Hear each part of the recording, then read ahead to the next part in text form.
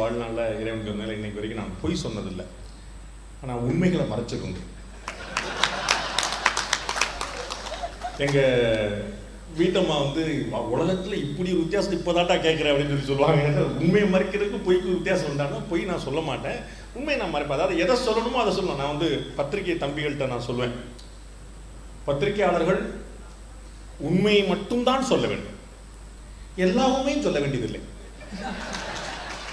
சில விஷயங்கள் சில நேரங்களில் வந்து அது அந்த நேரத்துக்கு தகுதியானதாக இருக்காது, பிறகு சொல்ல வேண்டியிருக்கும். அது மாதிரி வன்னி என்னை வந்து வந்துருங்க தலைவரே அப்படின்னாரு. நான் வந்து கட்டாயம் வந்துடும், அண்ணனை கூப்பிடுங்கண்ணே, உங்கள் இடத்துல தான் அப்படின்னாரு. என்னங்க சொல்லி பெரியாற்றல் தான் வாடி அப்படின்னாரு. அதே டபுள் மகிழ்ச்சி. இந்த இடத்துல தான் நீங்கள் எல்லாம் உட்கார்ந்துருக்கக்கூடிய இடத்துல தான் அருமைக்குரிய ஆசிரியரை நான் வந்து பேட்டி எடுத்தேன். இங்கே ஒரு பெரிய பெரிய விவாத பொருளான ஒரு பேட்டி இந்த அரங்கத்தில் தான் நடந்தது. அருமைக்குரிய நண்பர்களே, தலைவருடைய உத்தரவை கேட்டு அவருடைய கண்ணில் படாதபடி சத்தம் காட்டாமல் அமைதியாக சாப்பிட்டு வந்த அருமைக்குரிய நண்பர்களே, அறகுறையா சாப்பிட்டு பசியோடு இருக்கக்கூடிய மற்ற தோழர்களே, என்னை மாதிரி விரதம் இருக்கக்கூடிய கொலப்பட்டில் இருக்கக்கூடிய உண்மையான தொண்டர்களே,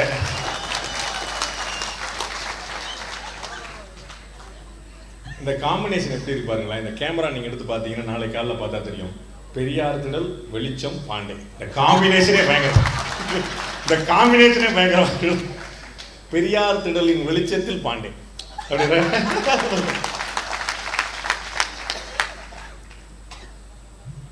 இது நான் ஏதோ பெரிய மனது பண்ணி வந்த விஷயம் அல்ல. நான் வந்து விருப்பப்பட்டு, உடன்பட்டு, ஆசைப்பட்டு வந்த ஒரு. நான் தந்தி தொலைக்காட்சியில் இருந்தபோது அண்ணனை எத்தனை தடவை பேட்டி எடுத்திருப்பேன்னு எனக்கு நினைவில்லை. 6, 7, 8 எவ்வளவுன்னு நினைவில்லை. எப்போ கூப்பிட்டாலும் அண்ணன் நேரம் பார்ப்பாங்களே தவிர நேரங்காலம் பார்க்க மாட்டாங்க. வந்து இன்னைக்கு வாய்ப்பு இருந்தால் நான் வந்துடுறேன் அப்படின்பாங்க. 7 மணி, 8 மணி, 9 மணி. பல நாட்கள் நாங்கள் பேட்டி எடுத்தது 1 மணி நேரம், பேட்டிக்கு பிறகு நாங்கள் பேசியது பல மணி நேரம். அண்ணன் மேலே நான் வந்து அவ்வளவு மதிப்பு வச்சிருப்பேன். பல சந்தர்ப்பங்கள் நான் சொல்லியிருக்கேன். நான் பேசின ஒரு விஷயம் உங்களுக்குலாம் வைரலாக இருக்கும், நிறைய நீங்கள் வாட்ஸ்அப்லாம் சுற்றி இருக்குன்னு பார்த்துருப்பேன். அண்ணன் வந்து ஒரு வட்டத்தில் சுருக்கப்பட வேண்டியவர் அல்ல. அவர் வந்து ஒரு பொது வெளியில் வந்து எல்லாராலும் வந்து அந்த வட்டத்தை வந்து அவர் தான் விரிவாக்கணும்னு நான் ஒரு இடத்துல நான் பேசியிருந்தேன். அதை பிறகு வந்து எழுத்தாளர் ஜெயமோகனும் அதை வந்து அதுக்கு ரொம்ப பெரிய விரிவான கட்டுரையாக அதை வந்து எழுதியிருந்தார். அது எல்லோருடைய பார்வையிலுமே படக்கூடிய ஒரு நிகழ்ச்சி தான். நான் தந்தியிலேருந்து வந்த பிறகு சாணக்கியா அப்படின்னு ஒரு சமூக வலைத்தளம் நான் வந்து துவக்கினேன். நான் துவக்கிய சமூக வலைத்தளத்தினுடைய முதல் நிகழ்ச்சியில் பங்கேற்றவர் அண்ணன் திரு திருமாவளவன். முதல் நிகழ்ச்சி அன்னைக்கு தான் அதிகாரப்பூர்வமாக அண்ணன் வேட்பாளராக வேற அறிவிக்கப்படுறார். அப்ப 6 மணிக்கு நிகழ்ச்சின்னு அறிவிச்சிருந்தோம். அண்ணன் ஒரு 5:50 ஃபோன் பண்ணி நான் இன்னொரு நாள் வரட்டுமா அப்படின்னாங்க. ஒரு 1000 பேர் கொண்ட அரங்கம், ஒரு 1000 பேர் திரண்டிருந்தாங்க. நான் வந்து அண்ணனுக்காக காத்திருந்தேன். அண்ணன் வந்து நான் இன்னொரு நாள் வரட்டுமான்னாங்க. அண்ணே நான் என்ன சொல்ல போகிறேன், நீங்கள் வந்து ஆகணும்னு சொல்கிற இடத்துல நான் இல்லை, நான் விருந்தினராக தான் அழைக்கிறேன். உங்களுடைய நெருக்கடி தெரியுது எனக்கு அப்படின்னாங்க. அவங்க திமுகவுடைய தலைவரை மரியாதை நிமித்தமாக அந்த அறிவிப்பிற்கு பிறகு சந்திக்க வேண்டியிருந்தது. அதனால் நான் வந்து பார்க்க வேண்டியிருக்கேன், எனக்கு தாமதம் ஆயிருமே அப்படின்னாங்க. நான் சொன்னேன், எவ்வளவு நேரம் வந்தாலும் நீங்கள் தான் துவக்குறீங்க, நீங்கள் தான் நடத்துறீங்க, நான் வரைக்கும் பார்த்துக்கிட்டு இருக்க மாதிரி நீங்கள் வாங்கினேன். அண்ணன் வந்து அவ்வளோ நெருக்கடி கிளையில் பத்திரிகையாளர்களை சந்தித்து, திமுக தலைவரை சந்தித்து, அதுக்கப்புறம் வேர்க்க விறுவிற்கு அவருடைய தோழர்களோடு அந்த இடத்துக்கு வந்தாங்க. சாணக்கியாவுடைய முதல் நிகழ்ச்சி திரு திருமாவளவனோடு தான் துவங்கியது. அதனால் அவருடைய நிகழ்ச்சிக்கு நான் வர்றதோ, என்னுடைய நிகழ்ச்சிக்கு வருவதோ எங்களுக்கு வந்து ஒரு புதிய விஷயம் இல்லை, உங்களுக்கு வந்து சில வியப்பான விஷயமா இருக்கலாம். திரு காசிமுத்து மாணிக்கம் அவர்கள் சொன்னது போல் நாங்கள் வந்து பல பேரை குறிப்பிட்டு அவர் இந்த சமூகம் அந்த சமூகம், நாங்கள் எந்த சமூகங்கிறது அண்ணனும் நானும் அப்போ தான் பேசிட்டோம். ஓ அவர் அந்த சமூகமா அப்படின்னு நாங்கள் பேசிட்டோம். நாங்கள் வந்து அதை நாங்கள் ஒரு நாளும் நாங்கள் பார்த்ததில்லை. இது எல்லாம் சேர்ந்து ஒரு ஒற்றை சமூகமாக மாற்றணுங்கிறது தானே எல்லாருடைய ஆசையுமே. அப்புறம் அதில் எந்த குற்றச்சாட்டு நம் மீது வைக்கப்படுகிறதோ அந்த குற்றச்சாட்டுக்கு நாம் ஆளாகாமல் இருக்கணும். நம்ம வந்து ஒரு நாளும் அந்த பக்கம் நம்ம வந்து பட்டியலினத்தவரை மேலே கொண்டு வருவதல்ல, ஜாதிகள் அற்ற சூழ்நிலை ஏற்படுத்துவது இல்லையா? அதுதானே ஜாதிகளற்ற சூழ்நிலை அப்படின்னு சொன்னால் யாரை பார்த்து ஜாதி சொன்னாலும் அது ஒரு தவறான ஒரு அறிமுகமாக தானே போய் நிற்கும். அப்படிதான் நம்ம பார்க்கணும். அப்போ ஜாதிகளற்ற சமுதாயம் வரும் அப்படின்னு சொல்லி சொல்லும்போது, நான் அரவணைக்க காத்திருக்கிறேன் என்று சொன்னால் நிச்சயமா 4 பேர் விலகி போனாலும் 5வது ஒருத்தன் வந்தே தீர்வான். அதுல ஒன்றும் குழப்பம் இல்லை. நாம முதல் கை நீட்டும் போது எத்தனை பேரால தவிர்த்துட்டு போயிட முடியும் நீங்க நினைக்கிறீங்க? நிச்சயமா அப்படி யாராலையும் தவிர்த்துட்டு போயிட முடியாது. திருமாவளவனுடைய எளிமையை நான் பல சமயம் வியந்திருக்கிறேன். நான் ஒரு நிகழ்ச்சி நடத்தும் போது என்னுடைய கவனக்குறைவில் முதல் முறையா ஒரு பிசகு ஏற்பட்டது.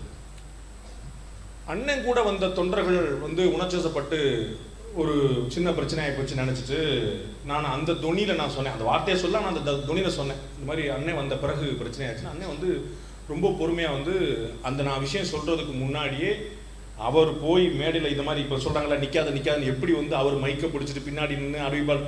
அவருடைய பிறந்த நாள் நிகழ்ச்சி, ரத்தகச்ச துறக்க பதாதிகள் புட்டை சூழ நின்றுக்கிட்டு அப்படி ஒரு பெரிய சேரை போட்டுட்டு உட்காந்து நல்லா வந்திருக்கீங்களா, பாண்டி வந்துட்டாரா, காசிமுத்து மாணிக்கு வந்துட்டாரா அப்படின்னு கேட்காம அவர் மைக்கு தூக்கிட்டு தூக்கி அங்கே ஓடிட்டு வந்து அது ஒரு அடுத்து சொல்லாதுன்னு அவர் 10,000 ரூபாய் பரிசு அவர் வழங்குவார்னு அவரே அறிவிக்கிறார். இதை மாதிரி ஒரு எளிமையான ஒரு கட்சி தலைவரை நிச்சயமாக எந்த கட்சியிலுமே பார்க்க முடியாது. ஒன்றைய கட்சியில பார்க்க முடியாது, சாத்தியமே இல்லாத விஷயம். இந்த எளிமை என்பதை சொல்லிக் கொடுப்பதல்ல, முன்னிறுத்தி காட்டுவது அப்படிங்கிறத அண்ணன் பண்றாரு. வெறும் பாடமா சொல்லிட்டு எல்லாம் எளிமையா இருக்கணும் அப்படின்னு சொன்னா எப்படின்னு இருக்குன்னு பதில் கேட்டுருவான்ல. அப்ப ரொம்ப எளிமையா என்னையமா இருக்கணும்னு சொன்னா முடிஞ்சு வச்சுல ஒரு முன்னுதாரணமா திகழக்கூடிய ஒரு பெரிய வியப்பு, அவ்வளவு எளிமை. அப்ப அந்த நிகழ்ச்சியில அண்ணன் ரொம்ப பொறுமையா டீல் பண்ணி என் மீது தப்பு இருந்தது. அப்போ அது ரொம்ப இல்லை, நான் வந்த போது இல்லை, இந்த மாதிரி வேற ஒரு காரணம் இந்த மாதிரி சொன்னாங்க, அதனால நான் கவனிக்காம போயிட்டேன்னு சொல்லி விசாரிச்சு. ஸோ அவ்வளோ ஒரு எளிமையை இன்னைக்கு கூட கண்கூட நம்ம பார்த்துட்டு இருக்கிறோம். நாம எல்லாம் 4 மணி நேரம் 5 மணி நேரம் உட்காந்துருக்கிறத நம்ம சொல்றோம். நமக்கு உங்க கட்சிக்கு அவர் தலைவர், நீங்க எல்லாம் ரொம்ப வியந்து பார்த்துட்டு இருக்கக்கூடிய ஒரு மனிதர். உங்களுக்கு அந்த ஆர்வமும் அக்கறையும் இருக்கிறது இயல்பா புரிந்து கொள்ளக்கூடியது. அவர் இவ்வளவு நேரம் உட்கார வேண்டிய அவசியம் இல்லைல்ல. ஏற்புரைக்கு முன்னாடி ஏசி ரூம்ல இருந்து வந்தா போதும்ல. அப்படி 12 மணிக்கு ஏற்புரை மாலை போட்டிங்களா வச்சுலாம் சொல்லி வந்துடலாம்ல. நான் கூட பார்த்தேன், அண்ணன் பெட்ரோல் பங்க்கு ஏதோ 50 ரூபா மாலை போட்டார். பெட்டி கடை குமார் தான் 50 ரூபா மாலைலாம் போடணும், பெட்ரோல் பங்க் குமார் 2000 ரூபா மாலை தான் போடணும் அப்படின்னு நான் நினைச்சுக்கிட்டு. அந்த மாதிரி வந்தமா 2 மாலை மரியாதை வாங்கினமா போனோமான்னு இல்லாம அவர் உட்கார்ந்துருக்காரு பாருங்க முழு நிகழ்வுக்கு. அவர் அந்த தன்மை நான் திமுக தலைவர்கிட்ட நான் பார்த்துருக்கிறேன். அதற்கு பிறகு நான் இவர்கிட்ட தான் பார்க்குறேன் அந்த மாதிரி ஒரு ஆச்சரியம்.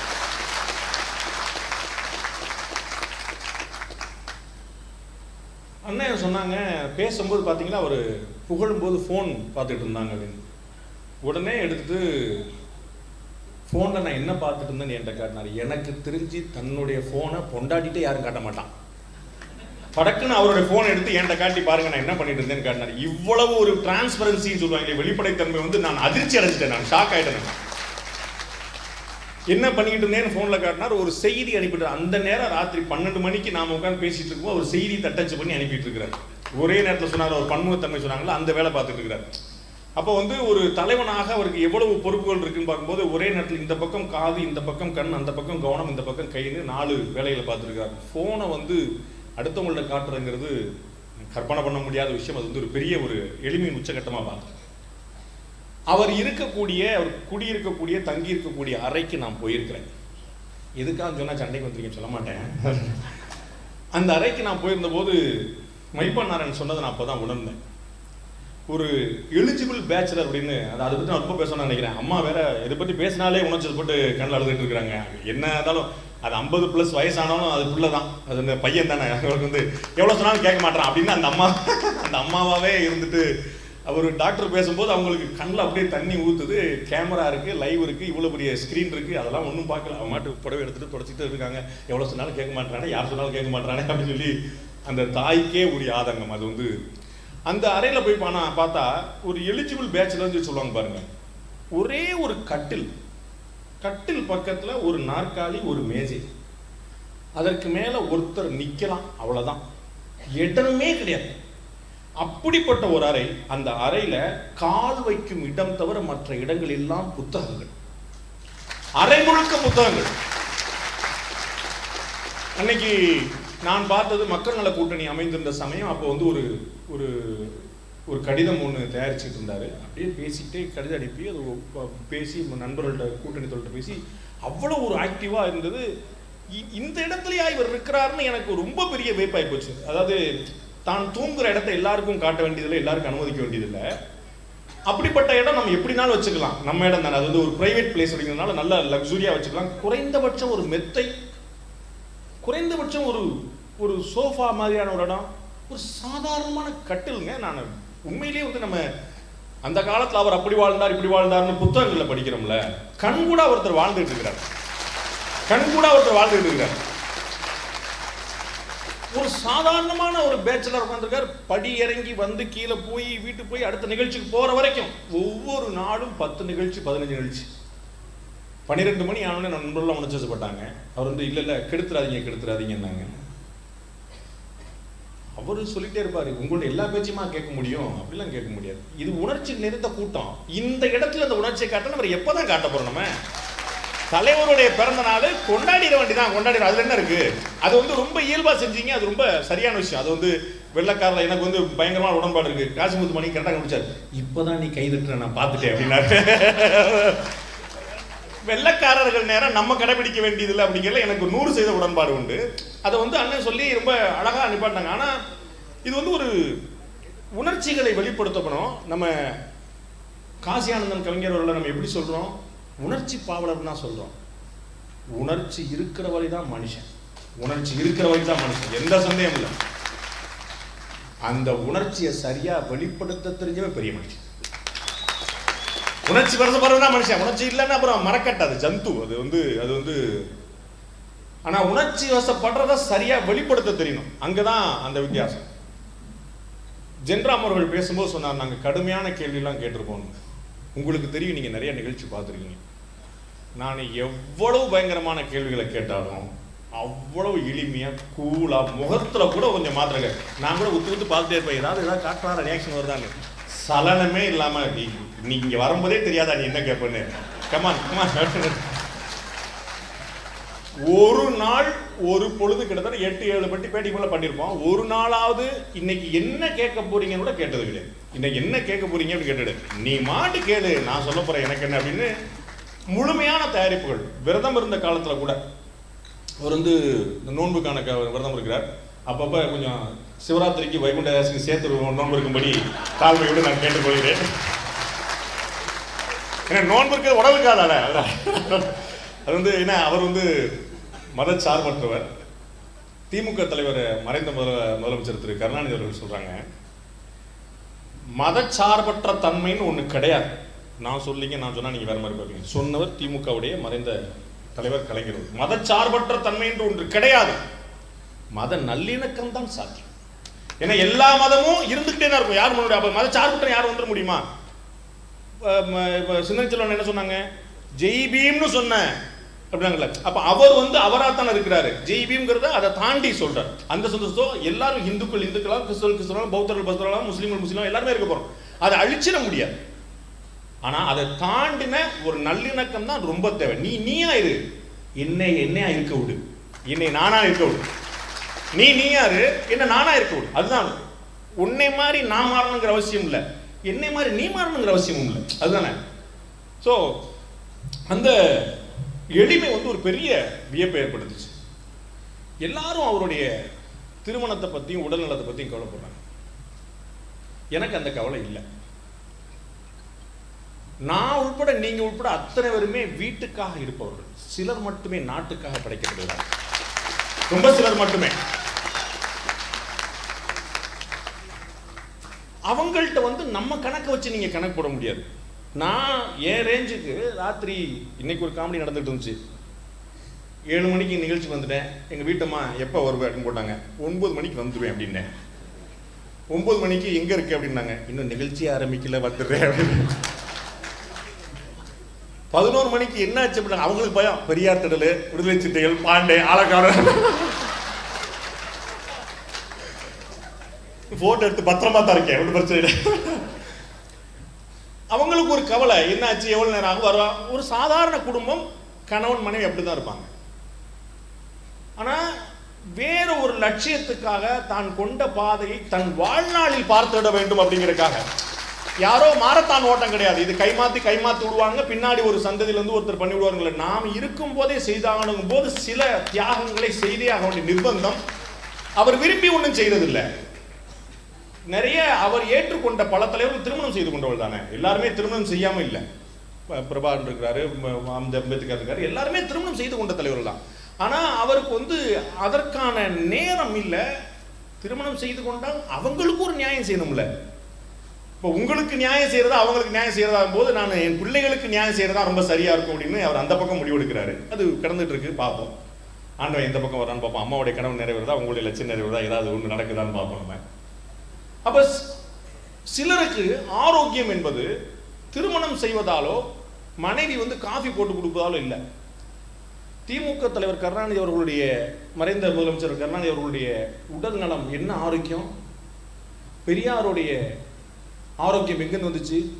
அவர்களுடைய உழைப்பு தான் அவர்களுடைய ஆரோக்கியத்தின் ரகசியம். அவர்கள் தனியா ஒரு சிஸ்டம் கிடையாது. அவர்களுடைய உழைப்பு தான் அவர்களுடைய ஆரோக்கியத்தின் ரகசியம். திமுக தலைவருடைய வயது காரணமா அவருக்கு தூக்கம் வராது.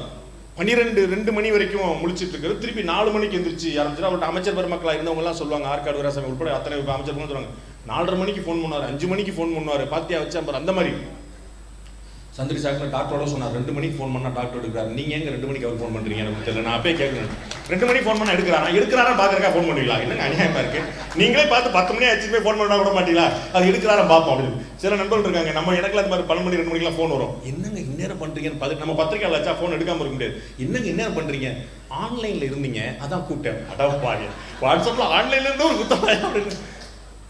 சிலருடைய ஆரோக்கியத்தின் ரகசியம் அவர்களுடைய உழைப்பு. நாம் கண்கூடாக பார்த்த 2 உதாரணங்கள், இந்த திடலை சேர்ந்த பெரியார், தமிழகத்தில் திராவிட முன்னேற்றத்தை சேர்ந்த திரு கருணாநிதி அவர்கள். அப்போ உழைப்பு அவருடைய ஆரோக்கியத்தை நிச்சயமாக பாதுகாக்கும் நம்புறேன். அவர் அந்த வைராக்கியத்தை நான் நல்லா உணர்றேன். அந்த வைராக்கியம் சாதாரணமா போயிடாது. ட்ரை பண்ணி பார்ப்போம், வந்தா மலை அந்த நட்டம் இல்லை அப்படிங்கிற எண்ணத்துல இல்லை. இதை அடைந்தே தீர்வேன் அப்படிங்கிற உத்தரவாதத்தில் இருக்காரு. அவ்வளவு உறுதிப்பாட்டோட இதை அடைந்தே தீர்வோம் அப்படின்னு உத்தரவாதத்தில் இருக்காரு. அரசியல் அவர் அடுத்தடுத்த கட்டங்கள் நகரும் போது மூப்பனாரால் அறிமுகப்படுத்தப்பட்ட காலத்துல இருந்து தேர்தல் அரசியலுக்கு இன்றைய காலகட்டம் வரைக்கும் தானே வியூகம் வகுத்து அந்த வியூகத்துக்கு மத்தியில் இருந்து அத்தனை பேரும் சூத்திரதாரியா இருக்கக்கூடிய ஒரு காலம் வரைக்கும் அவ்வளவு நிதானம், அவ்வளவு பொறுமை. மக்கள் நல கூட்டணியின் போதும் இப்போதைய திமுக கூட்டணியின் போது எவ்வளவு சலசலப்புகள், எவ்வளவு பிரிக்க முயற்சிகள், எவ்வளவு செய்திகள், அவ்வளவு பல்ல கடித்து கொண்டு எதை பேசணும் எதை பேசக்கூடாதுங்கிறதுல அவ்வளவு உறுதிப்பாடோடு இருந்து அந்த உறுதிப்பாட்டுக்கு ஒரு உதாரணம் சொன்னேன். எனக்கு ஆண்டு ஞாபகம் 2009 அன்னைக்கு திமுக தலைவர் முதலமைச்சராக இருக்கிறார். அப்போ மாமல்லபுரம் ஈஸியாக ஒரு உண்ணாவிரதம், திடீர்னு சாகுமுறை உண்ணாவிரதம் போய் நீங்க போய் திடீர்னு அங்கே இருந்துட்டீங்க. அப்ப திமுக தலைவர் முதலமைச்சராக இருக்கார். அவர் சொல்றாரு, தம்பி திருமாவளவன் கூட்டணியில் இருக்கிறாரா இல்லையா என்றே தெரியவில்லைன்னு அப்படி சொல்றாரு மறைமலை நகர்ல. அப்ப கூட்டணி இருக்காரா இல்லையான்னு முதலமைச்சர், திமுகவுடைய தலைவர் கூட்டணியில அவருக்கு ஒரு தகப்பனார் மாதிரி ஒரு தனிப்பட்ட அன்பு கொண்ட ஒருத்தர். ஆனாலும் விட மாட்டேன் அங்க நின்றுட்டார், கூட்டணியில் இருந்து கொண்டே. அந்த உறுதிப்பாடு பாருங்க, நான் என்ன நினைக்கிறேனோ அதுல உத்தரவாதமா இருப்பேன். திரு காசி ஆனந்தன் அவர்கள் ரொம்ப ஆச்சரியமான தகவல் சொன்னார். எனக்கு புது செய்தி, உங்களுக்கு புது செய்தியா தெரியல. விடுதலை சிறுத்தைகள் அமைப்பை துவக்குவதற்கு முன்பே தமிழீழ போராட்டத்தில் மிகப்பெரிய பற்று கொண்டிருந்தவர் பார்க்கிறார். இது திடீர்னு அரசியலுக்காக வந்த விஷயமா அவருடைய கொள்கையில் அது இல்லை. அவர் இந்த கொள்கையில் இந்த சித்தாந்தத்தில் அதற்கு முன்னாடி இருந்துட்டு இருக்காருங்கிற பார்க்கணும். ஒரு ஓட்டு வாங்குறக்கா இல்லை, ஓட்டு அரசியலுக்கு முன்னாடி வரும் போதே இருந்திருக்காரு பார்க்கணும். எத்தனை நாளைக்கு இங்க இந்த இடத்துல நீங்க நிறைய உற்சாகத்தை பார்த்திருப்பீங்க. உங்களுடைய பெயரை சொல்லும் போதெல்லாம் கரவொலி எழுப்பதை பார்த்திருப்பீங்க. அடுத்த முதலமைச்சர் திருமாவளவன் அப்படின்னு சொல்லும் போது வரக்கூடிய ஒரு ஆனந்தத்தை நீங்க பாக்குறீங்களா?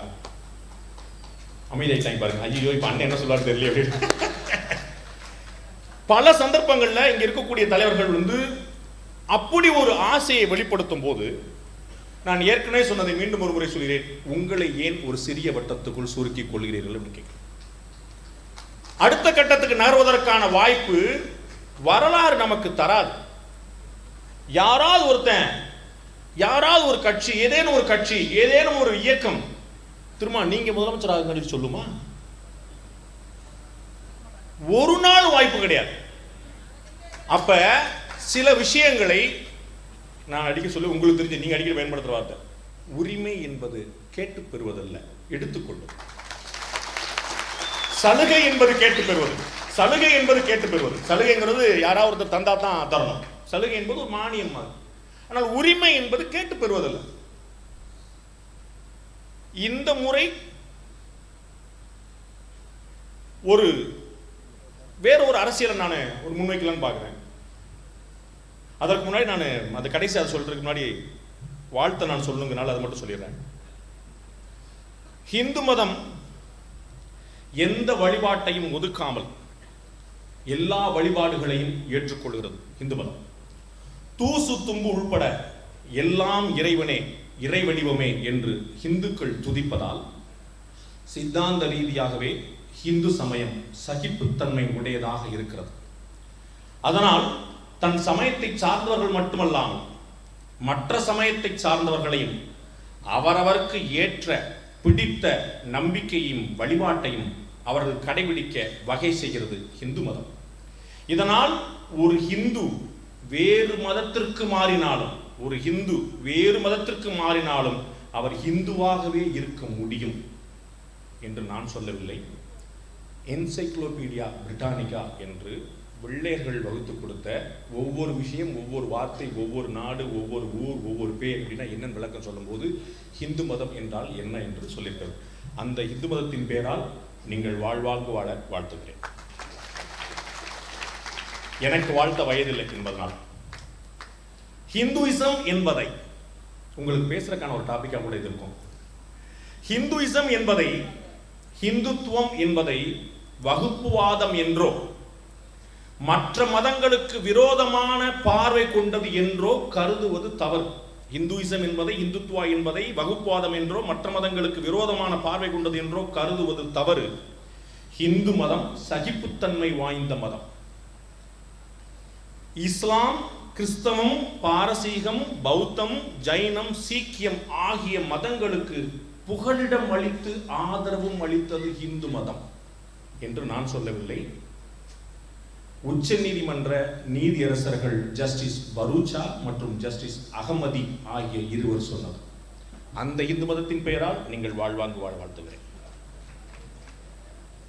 இறுதியாக ஒரு விஷயம் நான் சொல்ல விரும்புகிறேன். நான் நினைப்பது, எத்தனை காலம் பட்டியலினத்தவருக்கு ஒதுக்கப்பட்ட தொகுதியிலேயே நாம் போட்டியிடுவோம். இந்த தொகுதி என்பது பட்டியலினத்தவர் மட்டுமே போட்டி போட முடியும் என்றதுக்காக ஒதுக்கப்பட்டது. பொது தொகுதியில் போட்டியிடக்கூடியவர்கள் ஒதுக்கப்பட்ட தொகுதியில் போட்டியிட முடியாது. நான் கேட்கிறேன், பட்டியலினத்தை சேர்ந்தவர்கள் பொது தொகுதியில் போட்டியிட முடியுமா இல்லையா? அதற்கு ஏன் தயக்கம் இருக்கிறது? நீங்கள் உங்கள் நெஞ்சை தொட்டு சொல்லுங்கள். ஜாதி கலவரம் நடக்கும் போது, பட்டியலினத்தை சேர்ந்தவர்களுக்கும் மற்றவர்களுக்கும் சேர்ந்த பிரச்சனை ஏற்படும் போது நாம் நினைக்கிற சோகால்டு பெரிய கட்சிகள் என்ன செய்கின்றன? அந்த பெரிய கட்சிகள் உங்களுக்கு ஆதரவாக குரல் கொடுக்கின்றனவா என்று நான் கேள்வி எழுப்பது. பெரம்பலூர் தொகுதியில திரு ஆராசா போட்டியிட்டார். அப்ப அது ஒதுக்கீடு செய்யப்பட்டிருந்த தொகுதி. அதற்கு பிறகு மாற்றப்படுகிறது. அவர் அப்புறம் ஊட்டி தொகுதியில் போட்டிடுறார். நான் என்ன கேட்கிறேன், மாற்றப்பட்டிருந்தாலும் அவர் அந்த தொகுதியிலே போட்டிட்டு இருந்தால் பட்டியலத்தை சேர்ந்த 2 MP கிடைச்சிருப்பாங்களே. அதே நாம சிந்திக்க தயங்குறோம். நமக்கான வாய்ப்புகளை நாம் ஏன் ஏற்படுத்தக்கூடாது? ஒரு வட்டத்துக்குள்ள நாமே சுருக்கி கொள்ள பாபா சாஹேப் அம்பேத்கர் ஒரு சமூகத்துடைய தலைவராக மிக சமீபத்தில் தான் பார்க்கப்பட்டார். அவர் நாம பேசுற, நீங்கள்லாம் சொல்ற சனாதானம் உச்சகட்டத்தில் இருந்தபோது, ஜாதியவாதம் உச்சகட்டத்தில் இருந்தபோது அரசியல் நிர்ணய சபையுடைய தலைவராக அமைக்கப்பட்டார். அப்ப அந்த ஜாதியவாதத்தை தாண்டி ஒரு பெரிய தொலைநோக்கு தன்மை, அறிவை முழுமையாக ஏற்றுக்கொள்ளக்கூடிய தன்மை, அவருடைய நாலேஜ், அவருடைய விஸ்டம், அதை மதித்து அவருடைய அறிவு இந்த நாட்டுக்கு நல்லதை தரும் என்று அந்த காலத்தில் நம்பினாங்க. 70 வருஷம் முன்னாடி நம்பினாங்க. அவரை ஜாதிய தலைவராக பார்க்கவில்லை. பிறகு நாம மாத்திட்டோம், ஆளுக்கு ஒரு பக்கமா போயிட்டு வச்சுக்கோங்க. இன்னைக்கு எல்லாருமே ஜாதி தலைவர் தான், தேவர் ஜாதி தலைவர் தான், வஉசி தேவர் ஜாதி தலைவர் தான், எல்லாருமே ஜாதி தலைவர் ஆயிட்டாங்க. அப்படி ஒரு சுருக்கி ஒரு மோசமான நிலைக்கு போயிட்டோம். ஒரு ஒரு தலைவருடைய பிறந்த நாள்ல அவர்களுக்கு வந்து கூண்டு வைக்கக்கூடிய நிலைமை ஏற்பட்டு போச்சு, ஒரு பாதுகாப்பற்ற தன்மை ஏற்பட்டு போச்சு. நான் கேட்பது, எத்தனை நாளைக்கு நாம நமக்குன்னு ஒதுக்கீடு செய்யப்பட்ட இடஒதுக்கீடு எப்போது வெற்றி பெறும் என்று சொன்னால், பேக்லாக் இருக்கக்கூடிய பதவிகளோ ஒதுக்கீடு செய்யப்பட்ட கல்வியில இடங்களோ இல்ல, பொது பிரிவுல என்னைக்கு பட்டியலினத்தை சேர்ந்தவர்கள் மதிப்பெண்கள் மூலமாக அந்த இடத்துக்கு நுழைகிறார்களோ அன்னைக்கு தான் இடஒதுக்கீடு பர்பஸ் சால்வ்ன்றேன். படிப்பின் மூலமாக நமக்கு கிடைக்கக்கூடியது எல்லாமே கிடைக்கட்டும், அதுல வந்து ஒன்றும் குழப்பம் இல்லை, அது வேண்டாம் என்று சொல்லவில்லை, அது கூடாதுன்னு சொல்ல. நான் பல இடங்களில் பேசிருக்கேன், உங்க